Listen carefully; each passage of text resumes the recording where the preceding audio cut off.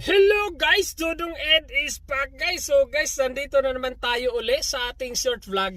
Guys, meron lang akong share sa inyo guys. Sa lahat ng mga gustong mag-visit visa at dito maghanap ng trabaho dito sa Canada.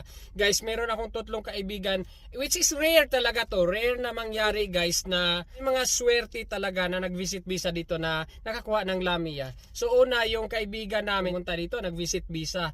Guys, sinuwerte, mag-asawa, binigyan ng Lamia ng isang bakery owner. Okay, dito sa British Columbia. Meron din akong kakilala lang dito, nakakilala ko lang na kuya-kuyahanan namin. Guys, nakakuha ng trabaho din, ma-assign sa auto shop, nakakuha din, binigyan ng Lamia. At saka yung bayaw ng kakilala ko rin, nakakuha din ng trabaho, ma-assign sa warehouse, binigyan din ng Lamia ng isang may-ari ng kumpanya. So guys, swerte-swerte lang talaga, pero yun nga, tiyagaan